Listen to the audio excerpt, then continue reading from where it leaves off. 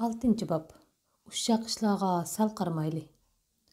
Uşaq işlarning har qanday balalar üçün sal qargıl bolmaydigan çoğ iş hesaplandı. Atalar aşundaq uşaq işlarga durus posiyet tutub balasını to'g'ri yetaklayalasa, balaning çoğ işlarni təvrittəlishiga asos salib bergan bo'ldi.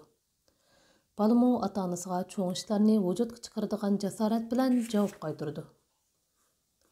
Qizimning siri.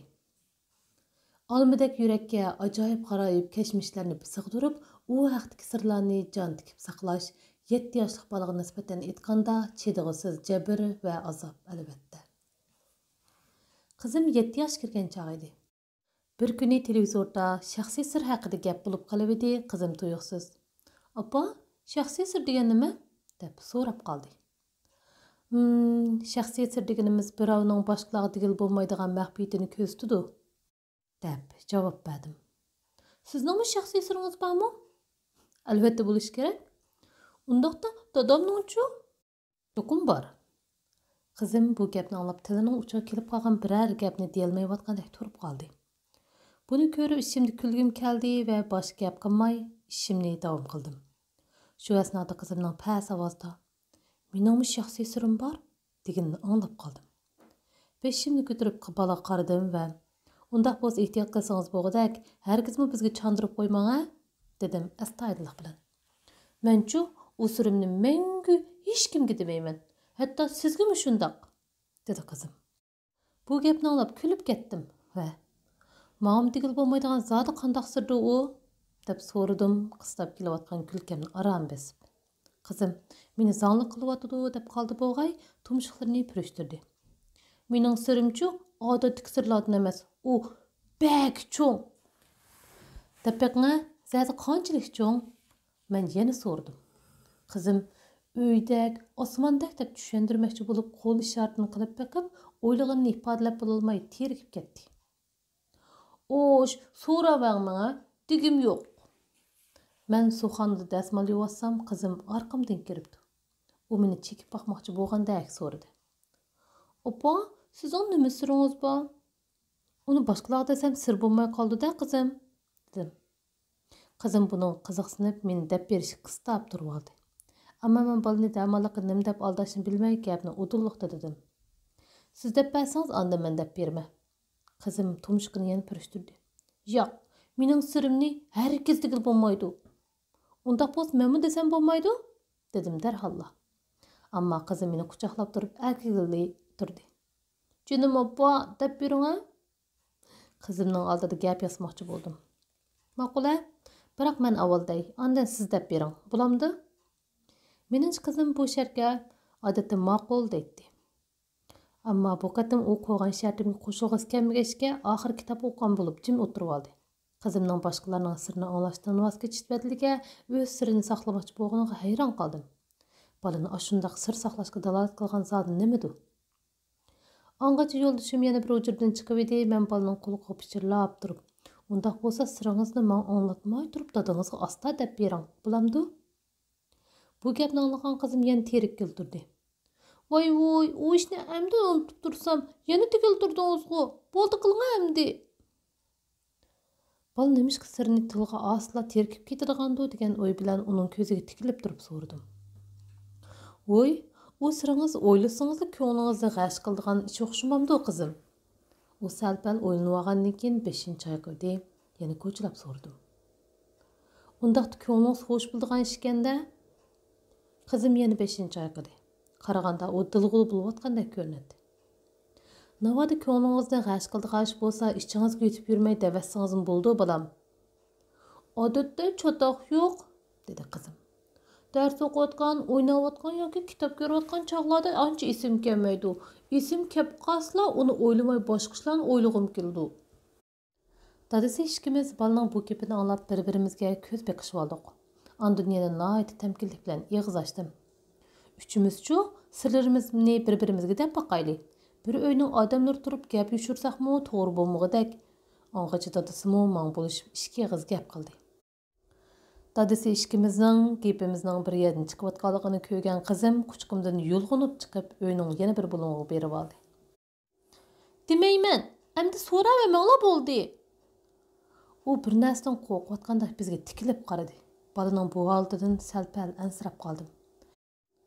Balada zodi nima ish bordi degan savol yuragimni tatlag'il turdi. Shundan keyin bir haftani baladan so'rsam bo'larmi, so'rmasam bo'larmi degan arsaldachilik ishida o'tkazdim. Ko'ziga bakrak kirib olay desam, balaning g'ururi tegib qo'yishdan, korim bo'lmay tashlab o'tay desam, bala yor yuraksiz qilib azor yeb qolishdan ansiraydim. Qizimdagi o sirning hatto bizgimi digil bo'lmaydigan intayin muhim mahbiyatlik ekanligiga qaraganda, demak u balaning yuragini siqib, uni beorom qilayotgan ish edi. Shunga qizimdagi o sirni yana bir qatim ko'chlab baqdim. Ammo u lamjim demay ner berib turib oldi. Buning bilan texim ansirgil turdim. Shunda qilib dadisi ishkimiz bir amal qilib balaning ko'ngildagini bilib baqmoqchi bo'ldik. Bir kuni tushli g'azada o'ltirib bala bilan paranglashdik. Dadangiz ishkimizchu, sirlarimizni deyishdiqchimi? dedim men. Rasma? Qizim ko'zini poqiratgancha dadisiga savollik bilan qaradi. Erim balaga qarab beshini ochdi. Ha, ishkinglar mendan o'g'irlikchi deyapsizlar-da, dedi qizim ishtorliq kelgandek. Sizga aytayli deb turgan-to'q, dedim qizimga. Bu gapni anlagan bola bək xo'sh bo'lib ketdi va undoq bo'lsa, sizning siringiz nima? deb so'radi mendan taqozolik bilan. Men balaga o'z sirimni bir qo'r deb berdim. Dadisimi shunday qildi. Qizim sirlarimizni anglagandan keyin xeyli rozi bo'ldi. Ammo ishkinglarning haqqi demaydigani yaxshi ekan shu degan gapni qo'shib qo'ydi. Qaraganda uning gapining tagida gap bor qiladi. Biz bir o'yning odam bo'lgandan keyin bir-birimizdan sir yushirmayli, dedim men darhalla. Uchimiz bir-birimizga ishonmasak, bu dunyoda yana kimga ishonamiz? Yaxshi gaplar bo'lsa deyishsak, hammamiz xushal bo'lamiz. Ko'nglimizni g'ash qildigan ishlar bo'lsa, hammamiz bor maslahat hal qilamiz. Qanday dedim balam? Qizim demoqchi bo'lganimni sezdi bo'lg'ay, past ovozda qo'ng'ishib turib dedi. Sir saqlab yurgan u ishni desam, sizlarga yaxshi emas. Uning qara aytchaqliq balam.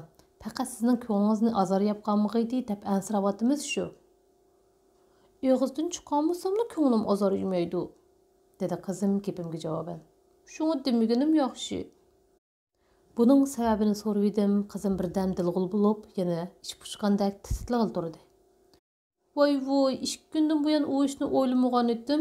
Sizlar yana esim keltirib qo'ydinglar mana. U qachitidagi yarimlashgan tomoqni shiraga do'q-do'q qo'yib o'rnidan turib ketdi. Buni ko'rib bizmi chivi yavag'andek bo'lib qoldik. G'azadan keyin qachlarni yumay udil berib sapaga yondashlab o'ltirgan qizimni quchog'imga oldim va qaraganda siz sir saqlab yurgan o'sh ancha xayolli kishi emasdek qildi balam, dedim astoydillik bilan balaning ko'zining ichiga tikilib turib. Sizni shu to'g'riliq ko'ngli azor yeb qolarmikin deb ansirab ketyapman balam. Menga aytib bering-a, bo'lamdi? Qizim menga qaramasdan turib beshini chayqadi. Undaq bo'lsa menni anglay, boshqa hech kim uqmasin. Qandaq? Yo'ldoshim bu gapni anglab asta o'rnidan turib hujurdan chiqib ketdi. Qizim yana beshini chayqadi. Demaginim yaxshi oppa, dedi u. Desam cho'toq chiqdi. Nimishqa endi? Qarsam qizim tanqislik qilayotgandek qiladi. Ish qilib desam bo'lmaydi. Qizim qo'pib ketmoqchi bo'lib edi, uni chin quchoqlab turib zot nima ekanligini deb berishga qistab turib oldim. Danga, menga deb bering-a bolam. Qizim beshini tuvan sog'incha zo'an surmay turib ketdi. U qo'lidagi gajlayni hadab michiqlaydi. Qaraganda qizim arsaldiliqda qiynalib qolyotdi. Men undamay jim o'tirib qoldim. Hatto uyning ichidagi havomu nafsimni qisqandek qildi. Gapning rostini desam, shu topda qizimning ko'nglini asir qilib olgan shu gapni siqib chiqarib etishga tashna bo'lib ketyaptim. Shunda qilib hash-pashligicha bir soat o'tib ketganini bilmayli qoldik. Ang'ich qo'shnimizning bolasi eshikni chekdi. "Appa, men maktabga bordim", dedi qizim va eshik tarafga ittik mandi. Buning bilan ajoyib bir xil tashvish yuragimni tatliq turdi. Qizim eshik tugib berib bo'lib, menga qayrilib qaradi. "Xo'sh appa, men ketdim." Ko'zimdagi tashnalik nurlardan yuragi shurrida erigan qizim oxiri taqat qilib turolmadi. "Appa, amisi oqshomliqi deb beray bo'lamdi?" Men asta beshimni ochdim. Qizim ishini yepib etib taqildab mang'inchi palampaydan tushib ketdi. Ang'ich dadis chiqdi. "Hay, mushtimdek balada shuncha vala sirka tutib ketgandek zot nimishdi u?" Tushdan keyin maktabga berib, qizimning muallimi bilan so'zlashib baqdim. Balaning maktabdagi ahvoli nihoyat yaxshi ekan. Shundaqdimi ko'nglim eg'ib turadi. Hatto bugun tushdan keyin biror ish bo'lib qolmag'aydi deb ansiraydim. Kunni bak tasdiqlash qilib, qizim ishdan odatdagidek xushal kirib kelganda ondan ko'nglim joyiga tushgandek bo'ldi. Ammo baldan u ishni yana ko'chalab so'rg'adak hapslam qolmagan edi. O'zimni deb qizimni xolamagan ishga zo'rlab qo'yganimdan yuragim etish qildirdi. Shunga uningga harmon bolam deb qo'yib oshxonaga kirib ketdim. Qizim kundagidek o'tirib televizor ko'rdi. Tamoq pishig'i yana baldur edi. Shunga qizim televizor ko'rib bo'lib birdan o'ynagan bo'ldi. Angacha men uni kutubxonamga chaqirdim. Qizim nim demoqchi ekanligini bilib bo'lgan edi. Shunga qizim ham uyalgandek, ham ishkilinayotgandek menga kaynini qilib jim turib ketdi. U yanala dilg'ul bo'lib o'tadi. "U gapni xotir daftarimga yozib qo'ygan edim", dedi qizim. "O'zingiz ko'rib oling." Qizimning qo'lidan xotir daftarini olib varaqladim. Uningga 4 baj kundalik xotir yozilgan bo'lib, bilmagan xatlarni peninchilab yozib qo'ygan edi. Qizim hiliqi sirliq ish yozilgan batni barmoqi bilan ko'rsatdi. Uningga mundaq yozilgan edi. "Levenvin menga bizning uyda bir qora shamshar, bir so'sin shamshar bor. Agar mushu gapni boshqalarga deb qo'ysang, o'sha shamsharlar kelib yuragimga sanchildi" degan edi. Ammo u gapni sizga deb soldim. Uni qayta o'qib chiqqandan keyin beshimni ko'tarib qizimga qaradim. "Levenvin bu shamsharlarni 3000 yilda bir qatim paydo bo'ladi degandi", dedi qizim mening xotirdagi gaplarni tushunolmay gangirab qolganligimni ko'rib. Men yana tushunolmay qizimdan so'radim. Bu nima degandi endi?" Qizim menga tushuncha berib mundaq dedi. "U shamsharlar 3000 yil ilgari boshqa xalqlarning qo'lida ekandiq, 3000 yil o'tgandan keyin Levenvinlarning uyida paydo bo'libdi. U shamsharlar bakmi sirliqmish. Uning paydo bo'lganligini anglagan har qanday odam uni boshqalarga deb qo'ysa, u shamsharlar kelib o'sha odamning yuragiga sanchildi ekan." "Ha? Mush ishmidi?" deb so'radim qizimdan. "Ha. Tugudimi? Tugudi shu." Qizim soddalik va samimiylik yig'ib turgan ko'zlarini menga tikdi. Men o'zimni tutib olmay kulib ketdim. Qizimning xotir daftaridagi u gaplarni ilgari tasodifiy ko'rgan edim. U chaqda bolaning soddiligiga kulib qo'yibla, o'sha bir necha qur gapning qizimni unchavala o'yg'ir silib xiyolimga keltirib baxmagan ekanman. Ma'zimni qizimning ma'ziga yoqdim. İçim örtünüp nim deyishimni bilmay qolayotatdim. Demek qizim o'sha sirni 90 kun hech kimga tinmay yuragida saqlabdi. Olmadek yurakka ajoyib qarayib kashmishlarni sig'dirib, u haqdagi sirni jon tikib saqlash 7 yoshli bolaga nisbatan aytganda chidog'siz jabr va azob albatta. Ammo bolaning soddiligiga boshqalardek kulgim kelmadi.